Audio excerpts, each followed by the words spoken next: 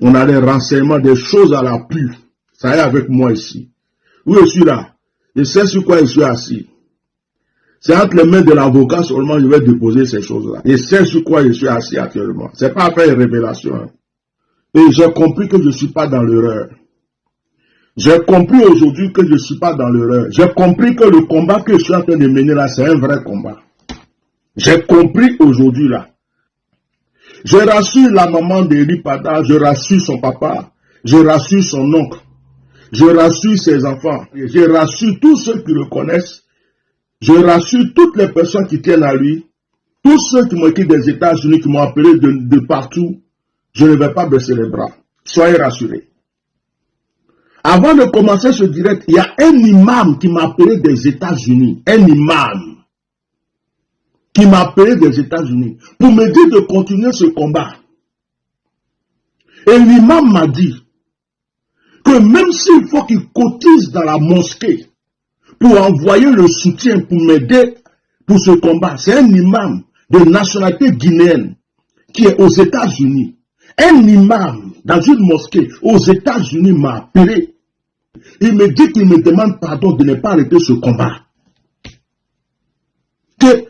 De ne pas arrêter ce combat, que de lui demander tout ce que je veux, tout ce que je veux, tout le soutien que je veux, même s'il faut qu'il fasse cotiser sa mosquée.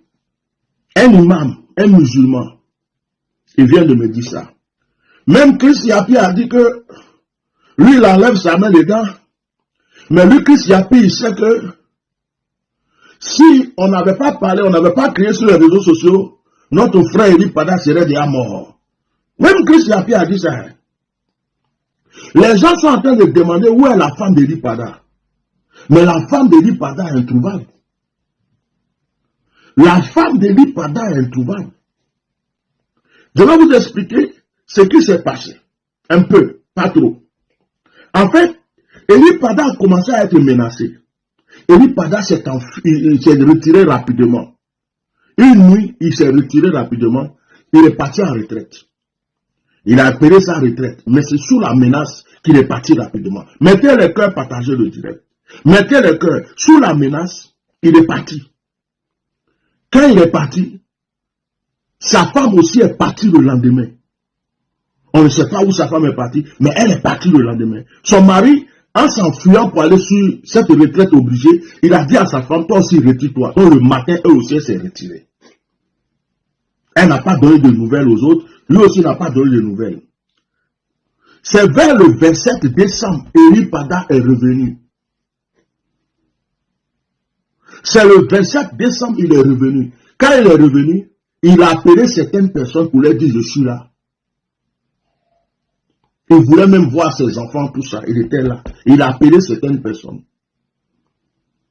Et il se préparait pour la traverser. Et depuis le 27 jusqu'au 31, il y a des gens qui l'ont plus vu. Les proches d'Eli Pada, certaines personnes très proches d'Eli Pada, on m'a donné le nom d'un avocat très connu, un avocat international.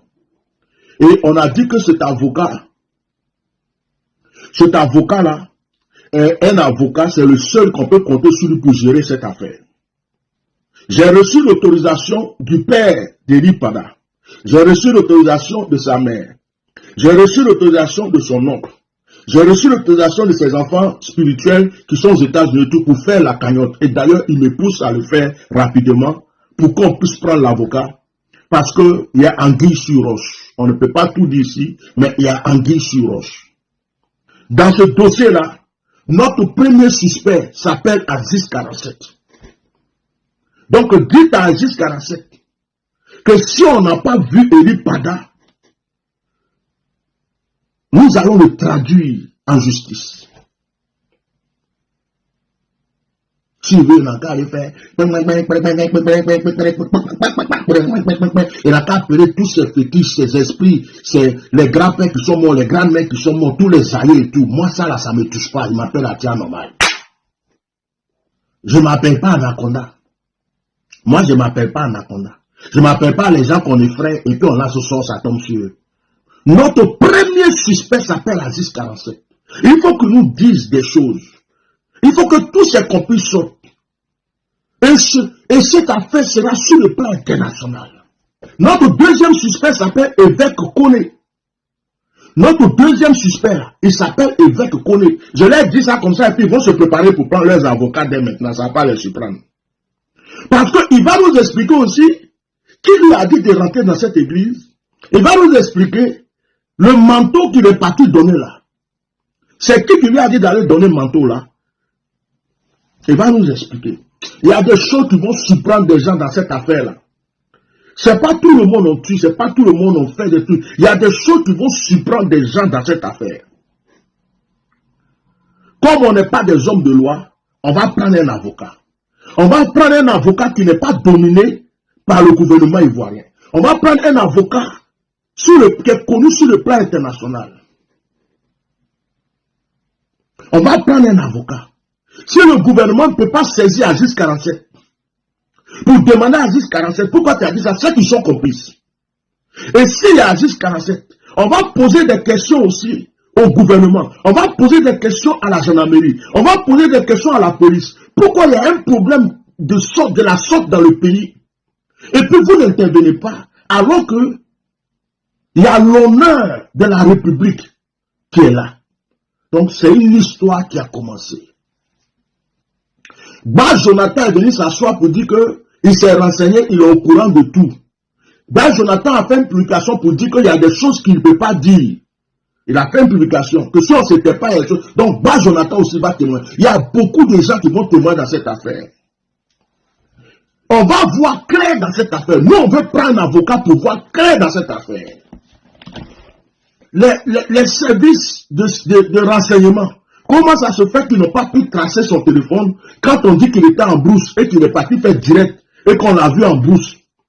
Quelle défaillance il y a eu et puis ils n'ont pas pu tracer le téléphone? Tout ça, ça va sortir. On veut savoir ce qui se passe dans cette histoire et on ne lâchera pas. On va même entendre le gouvernement ivoirien. Parce que c'est une personnalité du gouvernement. C'est un prophète du gouvernement. On va entendre les services de sécurité. Qu'est-ce qu'ils ont fait, qu'est-ce qu'ils n'ont pas fait. Et d'ailleurs, pourquoi ils l'ont convoqué? Sur quelle base ils avaient convoqué? Sur quelle base ils sont allés chez lui pour l'effrayer et puis s'est enfui? Enregistrer toutes les vidéos, enregistrer toutes les vidéos que les gens font. Enregistrer toutes les vidéos, les publications que les gens font sur lui pendant actuellement. Ça va nous servir pour l'avocat. Enregistrer tout, à commencer par Aziz 47, Makoso Kami, Jonathan, l'évêque qui est parti, la guêpe, tous ceux qui parlent là, tous ceux qui viennent dire je l'ai vu ici, je l'ai vu là, il est parti là, j'ai des preuves ici, tous ceux qui mettent leur bouche dans cette affaire là, enregistrent toutes ces vidéos, parce que cette fois-ci là,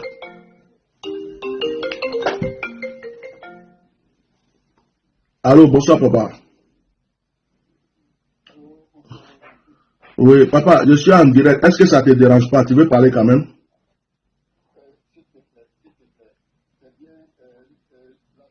C'est Bishop Melchisedec. D'accord, papa, il faut couper le téléphone. Moi-même, je vais te rappeler tout à l'heure. J'ai déjà fini le direct. C'est maintenant que ça commence. Si vous croyez qu'on va rester là pour dire, oh Seigneur Jésus, il est où notre frère? Oh Seigneur Jésus, il est où notre frère? Oh Seigneur Jésus, ramène notre frère. Cette fois-ci là, il n'y a pas à faire de Seigneur Jésus, il est où notre frère? On va passer par la justice. On va même aller à l'Élysée. Même si Macron est le camarade du président de la République de la Côte d'Ivoire, on va même aller à l'Élysée. On va partir partout, à New York, aux États-Unis. Tous les services qui soutiennent, comment on appelle, du droit de l'homme, tout ça, on va les toucher tous. Il faut que la vérité sorte cette fois-ci dans cette affaire. Donc, si vous ne voulez pas qu'il y ait bruit sur cette affaire-là, là où vous l'avez mis là, libérez-le, il n'a qu'à rentrer. Même si vous voulez dire, quand il rentre là, vous voulez lui dire de ne plus parler, vous voulez lui dire de ne plus prophétiser, vous voulez lui dire de ne pas dire votre nom pour dire que c'est vous qui l'avez attrapé, c'est pas grave. Dites-lui tout ça, et puis on va accepter. Mais laissez-le rentrer chez lui pour voir sa femme et ses enfants. C'est tout ce qu'on vous demande.